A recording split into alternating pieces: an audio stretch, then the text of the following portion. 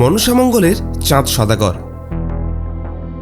ছোটবেলা থেকে বাংলা সাহিত্যের ইতিহাসে এক উল্লেখযোগ্য অধ্যায়। পৌরাণিক যুগের বাংলার সবথেকে ধনী ব্যবসায়ী। তবে তার পৈতৃক বাড়ি নিয়ে বেশ মতভেদ রয়েছে। চাঁদ সওদাগরের নাম ভাঙিয়ে সপ্তডিঙার গুপ্তধন গল্পেও আমরা সিনেমা হলে দেখলাম লক্ষিন্দর আর তার লৌহ বাসরঘর নাকি সুন্দরবনের জঙ্গলে পাওয়া গেছিল। আবার কেউ বলে সেটা পূর্ব বর্ধমানের কসবার চম্পকনগরে অবস্থিত। এর আসল সত্যটা কি অবশ্যই বলবো, প্রমাণসহ দেখতে থাকুন। আমরা এতদিন চাঁদ সওদাগরের গল্প শুনেছি, আর আমরা যেটা জানতাম যে চাঁদ সওদাগরের বাড়ি বাংলাদেশে, কিন্তু মালদাতে একটা চাঁদ সওদাগরের বাড়ি রয়েছে, যেখানে আজকের আমি আপনাদেরকে নিয়ে যাব আর দেখাবো সেই চাঁদ সওদাগরের বাড়ি, মানে চাঁদ সওদাগর ডিহি। তো এই ভিডিওটা দারুণ ইন্টারেস্টিং। ইতিহাসে একটা অন্য জায়গায় আপনাদেরকে নিয়ে যাব, যেখানে সত্যি সত্যি আপনি দেখতে পাবেন চাঁদ সওদাগরের বাড়ির ধ্বংসাবশেষ। ঐতিহাসিক গল্পের অন্তরালে লুকিয়ে আছে মালদার গৌড়ে অবস্থিত চাঁদ সওদাগর ভিটা বা চাঁদ সওদাগর ডিহি, যা অনেকেরই অজানা। বিশেষ কোনো চাকচিক্য নেই বলে এই ধ্বংসাবশেষ ঘুরে দেখতেও মানুষ পছন্দ করেন না। তবে এখন মালদার পেহেলগাম হিসাবে অনেকেই এই জায়গাটা ঘুরতে যাচ্ছেন।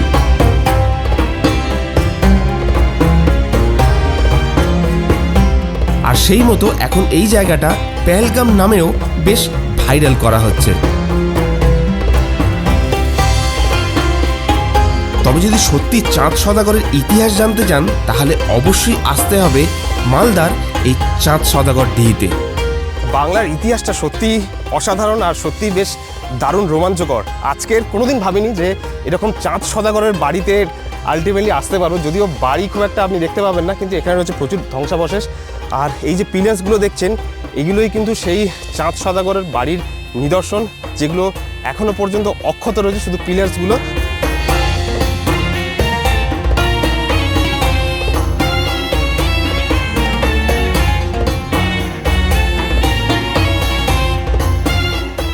তো আপনাদের কিছু জায়গাটা দেখাই। আর এই এরিয়াটা দেখুন, পুরো এরিয়াটা ফাঁকা, পিছনে একটা দিঘি রয়েছে, আর পুরো জায়গাটা এইভাবে ফাঁকা, গাছে ঘেরা। আর তার মাঝখানে যে পিলার্সগুলো আমরা দেখতে পাচ্ছি, এইগুলোই কিন্তু সেই আসল চাঁদ সওদাগরের বাড়ির পিলার।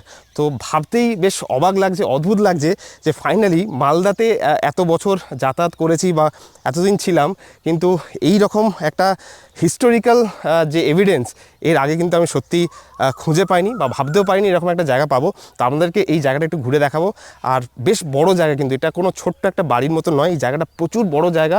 দেখা যাক এখানে সেই ধ্বংসাবশেষের কতটুকু আমরা দেখতে পাই আর কতটুকু বা বেঁচে রয়েছে এখানে দেখার মতো।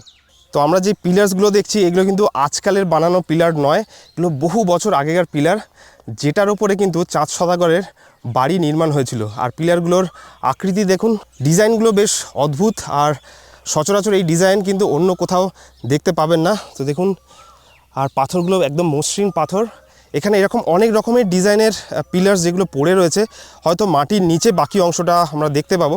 মাটির উপর থেকে যতটুকু দেখানো সম্ভব সেটুকু আপনাদেরকে দেখাচ্ছি।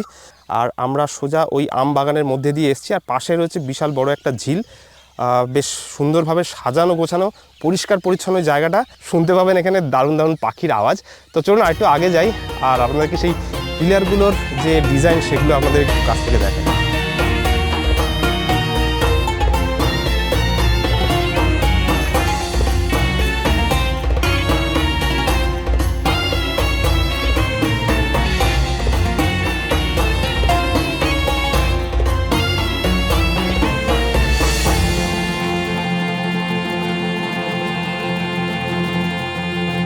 তো আমি এখন একটা বড় পিলারের পাশে দাঁড়িয়ে রয়েছি। দেখুন, এই পিলারের ডিজাইনটা অনেকটাই অন্যরকম, ওপরে মাথাটা কাটা। আর এর পাশে আরেকটা পিলার আছে, যার নকশাটা কিন্তু একেবারেই আলাদা।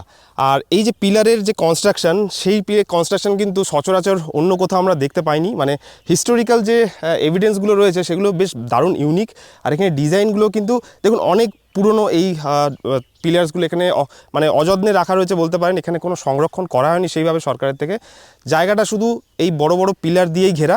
আর পিলারগুলোর ডিজাইন দেখুন, বেশ অন্যরকম ফিল হবে আপনার এখানে এলে। তো এই পিলারগুলো খুব কাছ থেকে দেখলে হয়তো এখানে একটা মূর্তির হালকা ছাপ দেখতে পাবেন, যদিও কিছুই সেভাবে বোঝা যাচ্ছে না, কিন্তু হালকা মূর্তির একটা আদল রয়েছে। আর এই পিলারের পাশ দিয়ে এগুলো প্রায় ভেঙে গেছে বলতে পারেন বা ক্ষয়ে গেছে, আর সেরকম কিছু বিশেষভাবে দেখার মতন প্রত্যেক পিলারে কিন্তু আলাদা আলাদা করে ডিজাইন করা রয়েছে। আর প্রত্যেক পিলারের যে পাথর বা যে কংক্রিট দিয়ে তৈরি সেটার কনস্ট্রাকশনটাও বেশ অন্যরকম লাগবে। শুধু ইতিহাসের পাতায় নয়, এখানে এলে প্রমাণ পেয়ে যাবেন। চাঁদ সদাগরের পৈতৃক বাড়ি মালদার গৌড়ের কাছে হলেও এর আসল প্রাসাদ বাংলাদেশে অবস্থিত।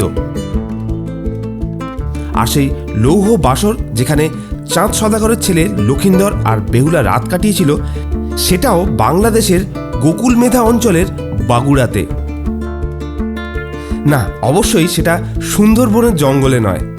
ইতিহাসের গল্পগুলো প্রয়োজন মতো সাজিয়ে গল্প বানানোর থেকে মালদার চাঁদ সদাগর দিঘির আসল সত্যি যদি জানতে পারতাম, তাহলে হয়তো বাংলার মানুষ আরও বেশি অনুপ্রাণিত হতো চাঁদ সদাগরের মতন বড় ব্যবসায়ী হতে। তো আজকের এই চাঁদ সদাগরের বাড়ির আপনাদেরকে ঘুরে দেখালাম, যদিও বাড়ির বিশেষ কিছু ধ্বংসাবশেষ সেখানে অবশিষ্ট নেই, শুধু আছে এরকম কিছু বিভিন্ন আকৃতির পিলার্স, যেগুলো আপনি এলে এখানে দেখতে পাবেন। জায়গাটা খুবই সুন্দর, আর এখানে এলে মনেই হবে আপনি একটা নতুন ইতিহাসের সাক্ষী হতে চলেছেন। তো আপনি যদি মালদা ঘুরতে আসেন, অবশ্যই চাঁদ সদাগরের এই ছোট্ট জায়গাটা অবশ্যই ঘুরে দেখবেন। জায়গাটা ছোট নয়, কিন্তু পিলার্সগুলো যেগুলো রয়েছে সেগুলোই কিন্তু অবশেষ এই জায়গার। তো এইরকম আরও হিস্টোরিক্যাল প্লেসে যদি যেতে চান, অবশ্যই আমার চ্যানেলটিকে সাবস্ক্রাইব করে রাখবেন, কারণ পাহাড়ের সঙ্গে সঙ্গে এরকম হিস্টোরিক্যাল প্লেসেও আপনাদেরকে নিয়ে যেতে থাকবো। তো চলুন, দেখা হবে আরেকটা নতুন ভিডিওতে, আরেকটা নতুন গল্পতে।